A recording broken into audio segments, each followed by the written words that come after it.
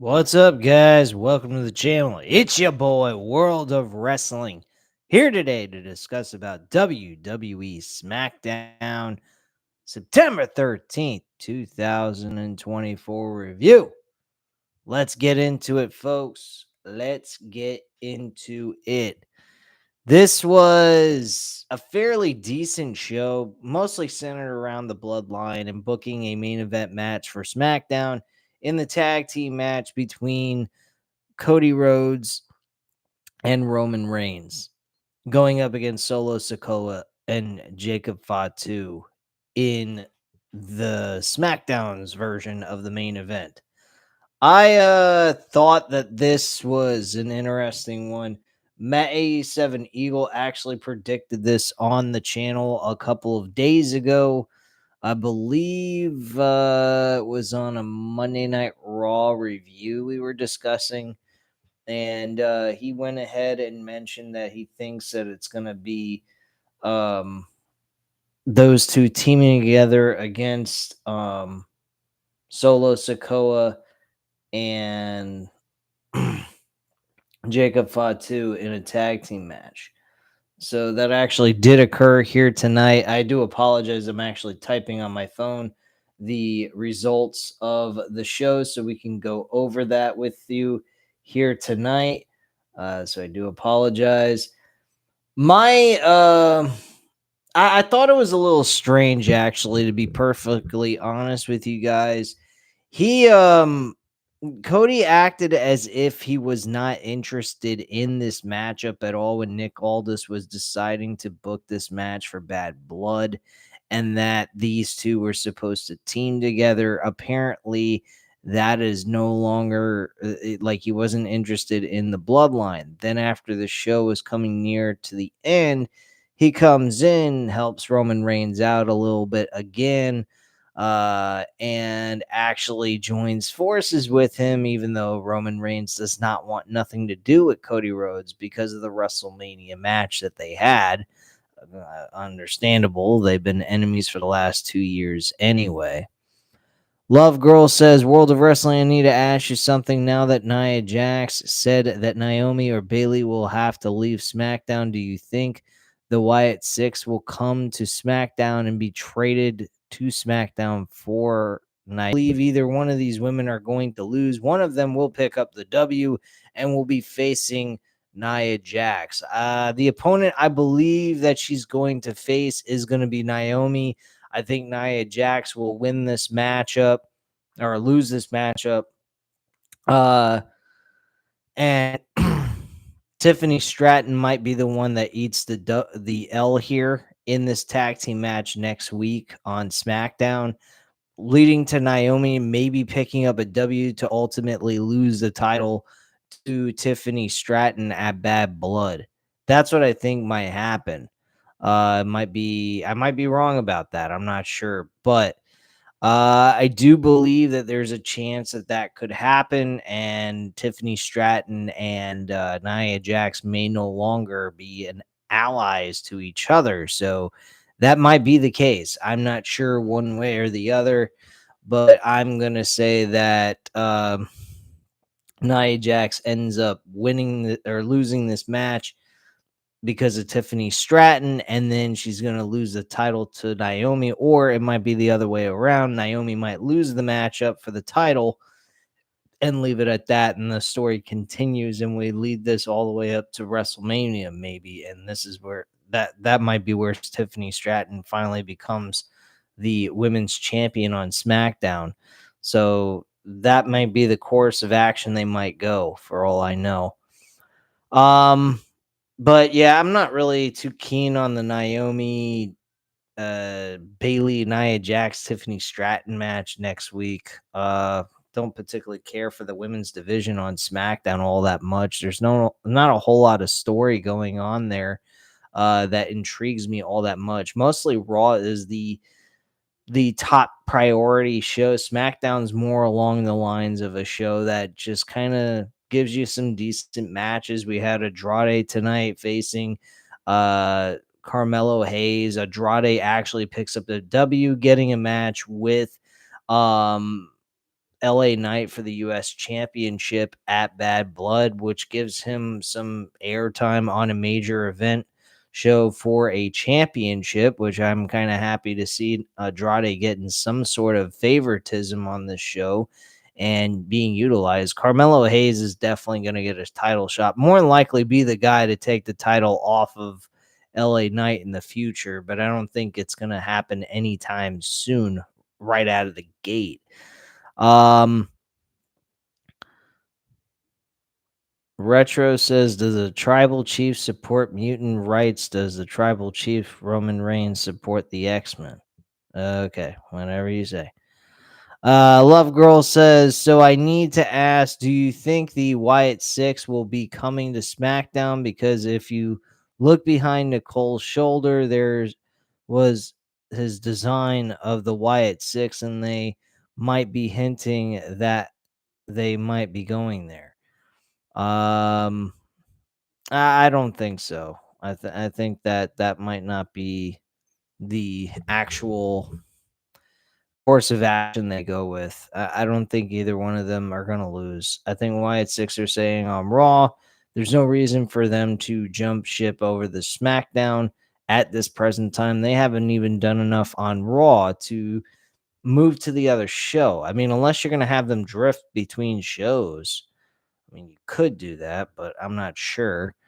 Um, but yeah, this card is looking pretty good for October's Bad Blood. I am still leaning towards CM Punk and Drew McIntyre being the main event inside Hell in a Cell. This is the biggest match on the entire card anyway. It's got the best story.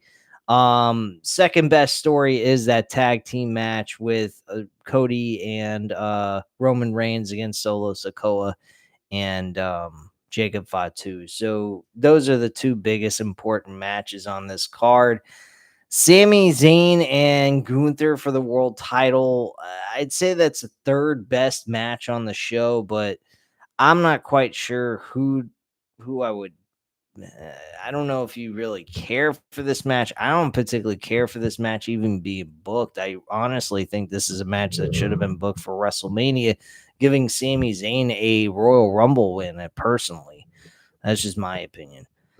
Love Girl says, then who is going to be traded for Naomi or Bailey if they go to Raw? Because Jax said whoever loses to Tiffany or her and their tag team match leaves SmackDown. No, I don't think Bailey or Naomi are going to be taking an L. I just stated this, Love Girl. So I'm moving past that.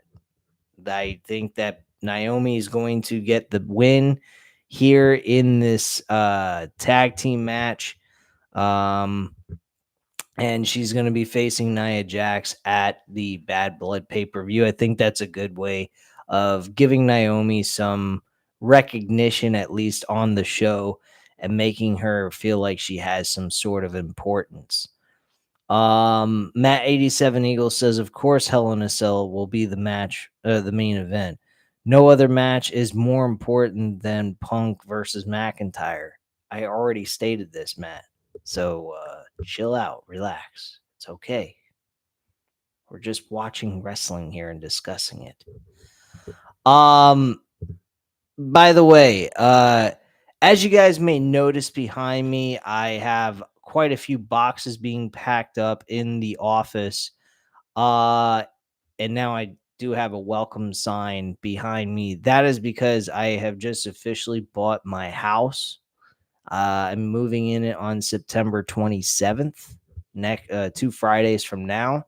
So next week, nothing will change. I will still be going live for the reviews and for any best bets that I'm going to do with you guys. Definitely the NFL. But more than likely, the week after, coming towards September 27th of that week, I am not going to be doing any live streams or any content. I'm going to take a week off, focus on the last few days I have left before I have to officially move and get everything else done and prepared. So I do apologize if I'm not here, but I do want to notify you guys. I will upload another video, a regular video, not a live stream, stating the schedule for next week, notifying you guys just as a reminder that I won't be here on during the week of the September 27th uh, of that week. So I want to focus mostly on packing. I will be packing tomorrow, some more stuff, so I'll be busy Saturday. Thankfully, there's no wrestling content to have to worry about, and we'll be moving forward from there. Um, so yeah, this is going to be a fun and new experience for me. It definitely was a dagger into my finances.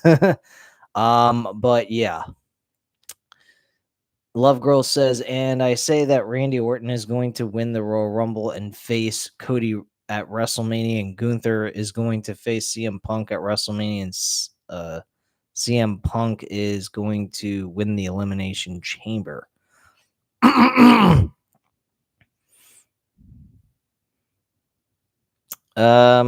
Well, I mean, if they book that match, great, but I don't think so. There's still Seth Rollins lingering around the corner. Love Girl then also states, and the person that's going to lose his championship is Cody Rhodes, while Gunther keeps his title until SummerSlam, and he'll lose it to John Cena. Whoever beats John Cena becomes a megastar.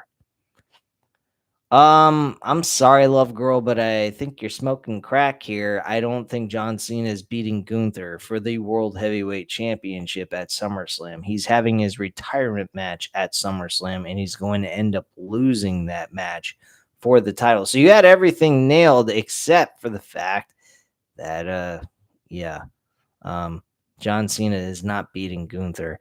Cody losing to Randy Orton at WrestleMania. I'm not quite sure on that one either. I would be keen on that idea, though, Love Girl. I think that is actually a cool move. Randy Orton has not had, I don't think he's had a moment where he was crowned the WWE champion, though at WrestleMania 24, he did. I think it was WrestleMania 24, if I'm not mistaken. Yeah, WrestleMania 24, he did retain the championship, but he didn't actually uh win a WWE championship at the event. His one opportunity did go in as a challenger was at WrestleMania 25. That I actually enjoyed that event, excluding the main event. Unfortunately, Randy Orton and Triple H's main event did not really hit the spot for a lot of people, including myself. I think it had to do with the Shawn Michaels Undertaker match, as well as John Cena, Big Show, and Edge for the world title. I think those two matches really took away a lot of the steam for Randy Orton and Triple H, and they didn't really hit that match as well as they could have given the right situation. Love Girl says, and he said he wants time to win. He wants to win his 17th title and hold it for maybe 4 months, and then whoever wins becomes mega star. He said that. Well, if he said that, that's great, but I hope he doesn't beat Gunther because Gunther doesn't deserve to lose the title to John Cena. Just my opinion. But let's get into the review, guys. The first match on the show was Cody Rhodes defending the WWE Undisputed Championship inside the steel cage match against Solo Sikoa. This was a good match between these two guys. These guys, there was no outside interference at all during this matchup. It was purely between the two of them. A clean cut match. Whoever won was going to win this match clean. I appreciate that. I actually like this match better than their SummerSlam. The only thing that SummerSlam really paid off for me in watching that match was seeing Roman Reigns return to the WWE after losing the championship at WrestleMania 40. That is about the only reason why it was all that cool. Otherwise, the match was a dud. This match was not. This was actually a very good steel cage match. No outside interference, like I just mentioned, and just was a straight up good fight. I enjoyed it for what it was. Cody retained his championship with a crossroads and he walked away with the W. Paul Levesque, Triple H, kickstarted the show, did a small little intro to get some energy going for the crowd before they announced the first match on the show. And yeah, it is what it is. Triple H just kind of revisiting his past days when he had his first title defense against The Rock at the first ever SmackDown episode. I believe it was August 26th of 1999. That was actually a good match. If you guys never watched that episode, you ought to go back and watch it.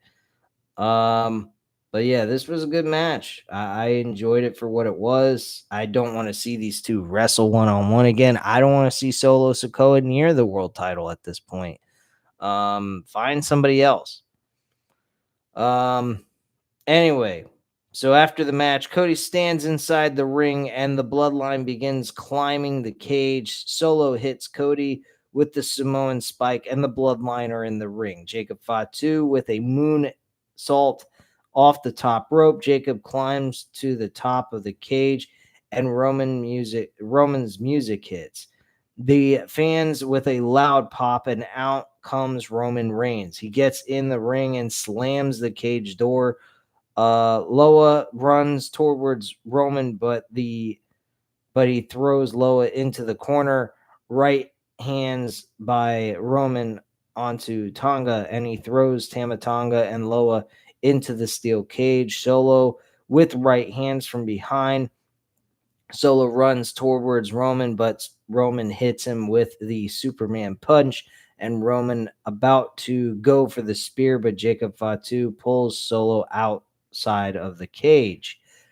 Roman tells Jacob to get in the ring, and Jacob Fatu gets on the ring apron and he closes the door, but Solo opens the cage door and pulls him out.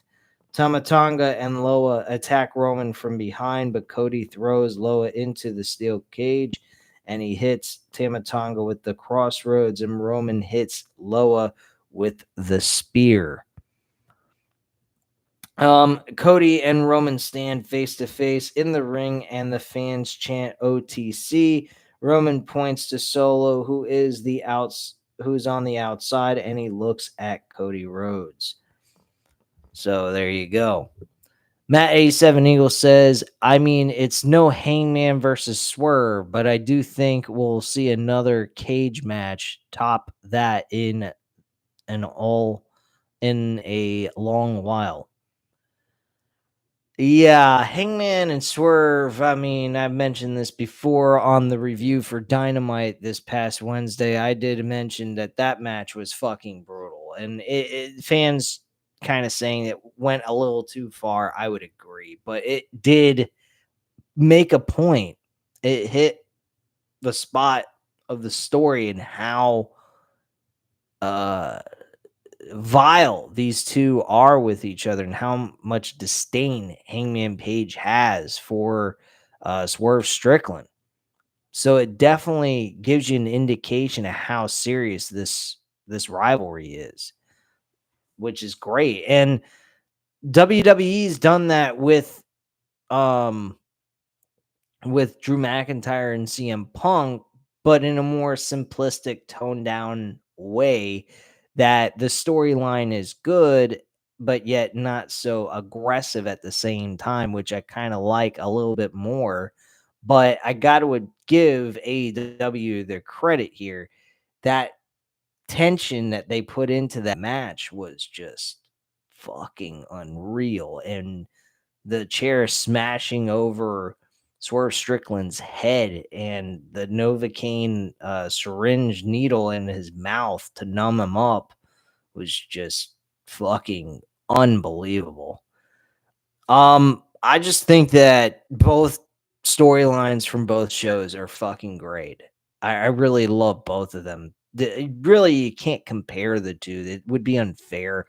WWE has more constrictions and whatnot in their televised shows. I mean, at this point, you're sitting through a SmackDown show, and half of it you're hearing blanked out chants because people are chanting cuss words.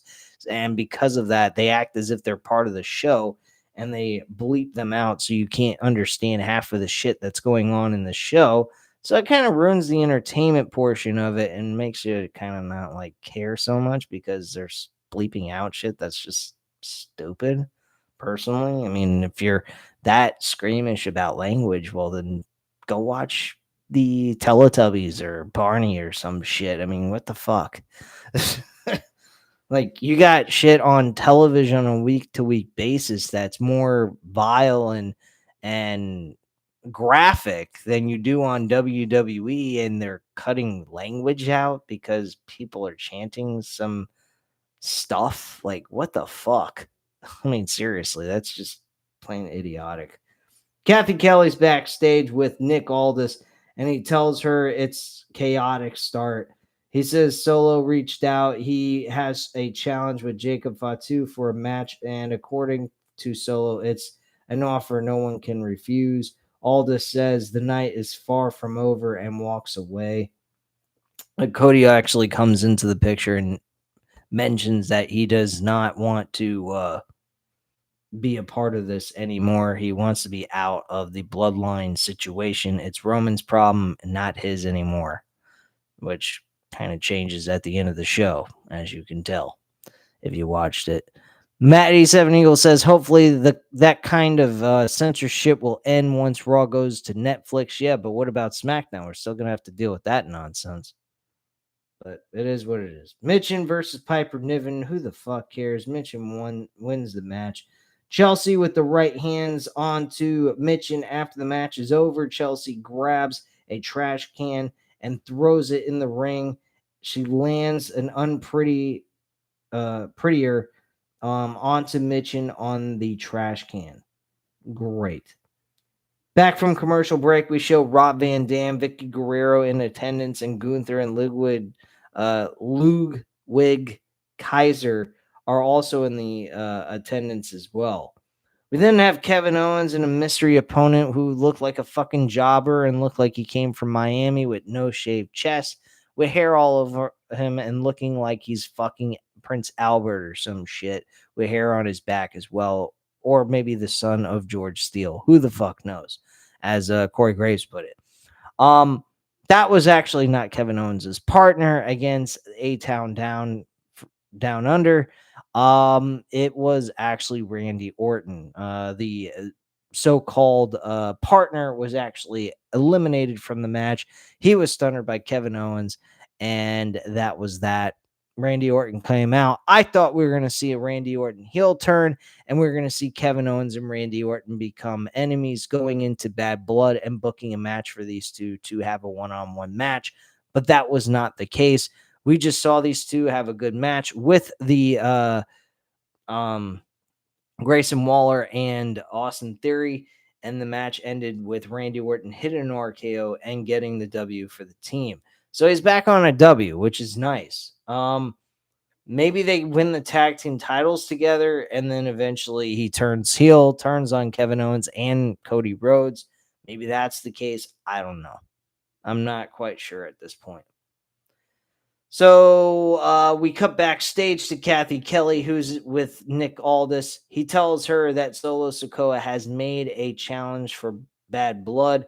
Solo Sikoa and Jacob Fatu against Cody Rhodes and Roman Reigns. He said Solo and Jacob signed the contract, and he just has to get Cody and Roman to sign it. Cody enters the room, and he says he is done with the bloodline. He says the bloodline's Roman Reigns' problem, and he has no intention of signing that contract. Cody leaves the office, and the fans boo, and Aldis says he has to speak with Roman Reigns. So that was actually the last segment on the show.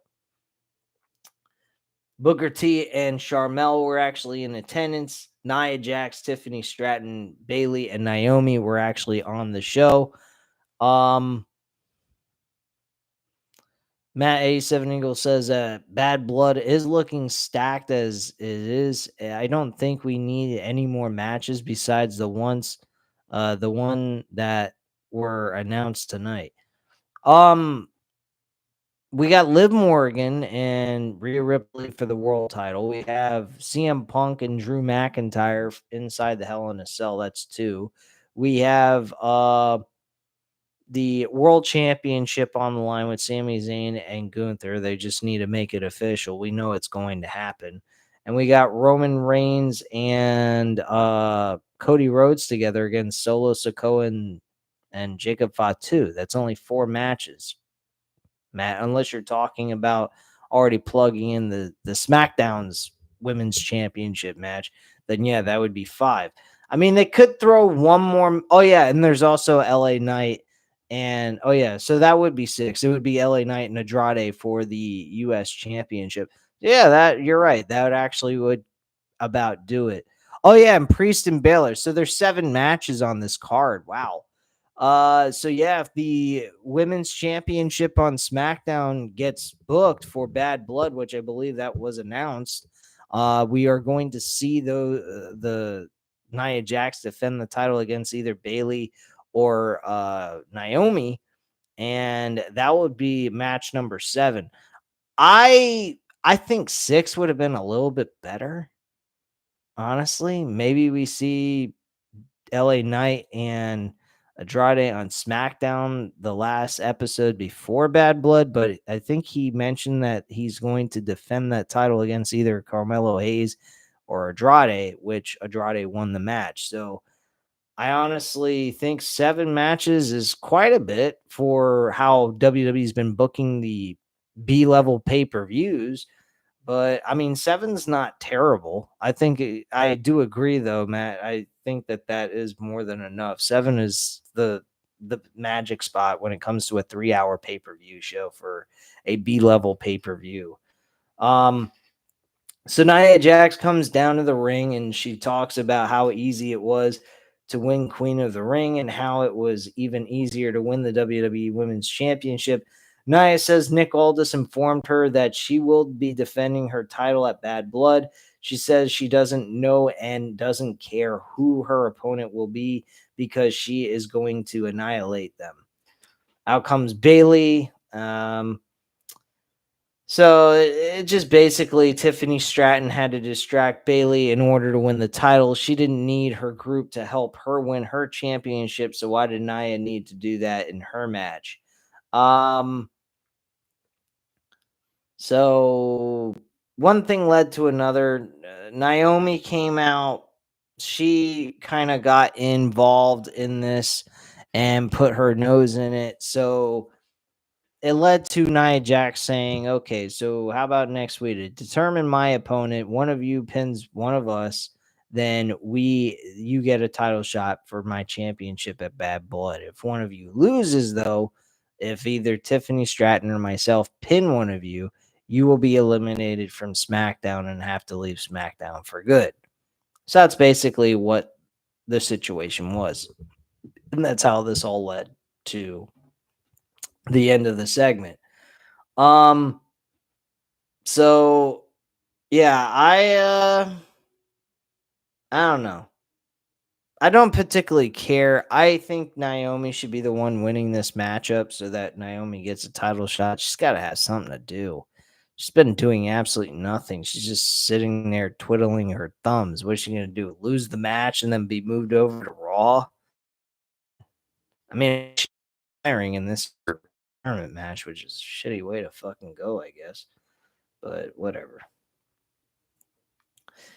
Anyway, we cut backstage, and Nick Aldis tells Kathy Kelly he spoke to Roman Reigns, and Roman will tell everyone his answer after the match that's next. As I already mentioned, Andrade and Carmelo Hayes had their match. Andrade wins the matchup. And out comes LA Knight. And he congratulates Andrade. And according to Nick Aldis, Andrade will face him for the United States Championship, but not to get lost because all he did was win and hit it and quit it sweepstakes. And the winner for that is he will get pinned against him. And while Andrade is figuring out where he is and who he is, everyone will be saying LA Knight, yeah. And that's basically what occurred there. Brian Saxton is with Bianca Belair and Jade Cargill. Bianca says they are excited to be there and even more excited that they are champions again. Cargill said, and they won't let them go. Whoever wants them can come and get them. In comes Nia Jackson, Tiffany Stratton. Nia asked Bianca if they heard what happened to Naomi, and Bianca asks her what happened, and Nia tells them nothing yet, but if she sticks her nose in her business again, she will hurt her. Nia says the tag titles look good on them, but not to forget that she beat them both on her way to becoming the queen of the ring. And Nia and Tiffany walk away, and we cut to the ring, and out comes Roman Reigns with his decision.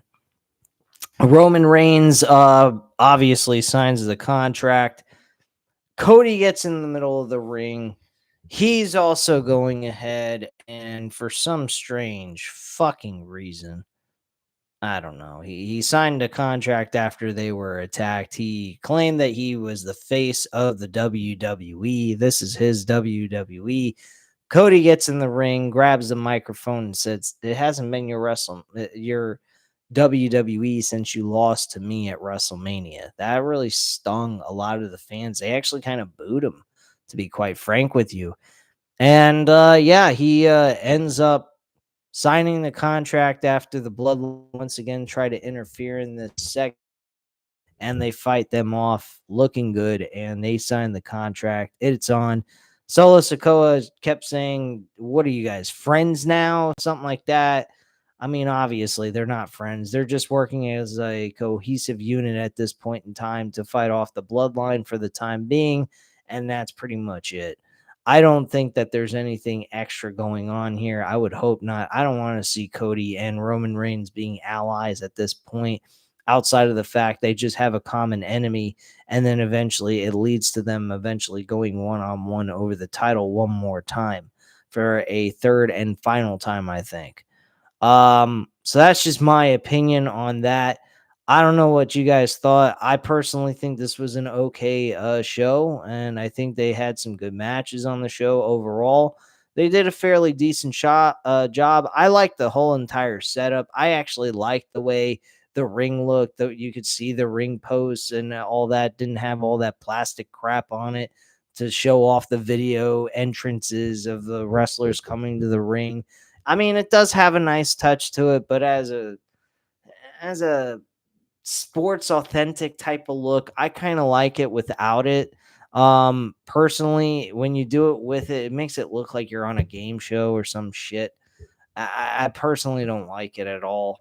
I like that. I would like to see them have these arenas go back to the old school ways of how they booked shows. I mean, with the presentation of the way the ring looks and everything else, and the aesthetics. I honestly think it would save them a lot of money too. Not to mention, I mean, I could imagine it does cost them more money to actually book these with this, lighting and all these little plates that are going up against the ring post and all that shit. I like the fact that we could actually see the ring posts and their every area of the ring didn't have those little plaques over them showing the videos and all that shit. I actually did like that. It reminded me of the old school days of when wrestling was good, and I think that this was a excellent presentation of SmackDown, and I hope it continues to look like this going forward. But no promises there. I know why all those aesthetics that usually are there on the ring post and on the ring, but by where the ring apron is on account of the fact they had a steel cage match. So this is probably just a one and done thing. We're probably going to see all those aesthetics back next week. It is what it is. But anyway, guys, at this time, you know what to do. Hit the like button if you like this video. Hit the subscribe button if you're not already subscribed to the channel, of course. Leave a comment down below. I'll definitely get back to you on that. Thank you guys very much for watching, and have a great night, guys. Bye.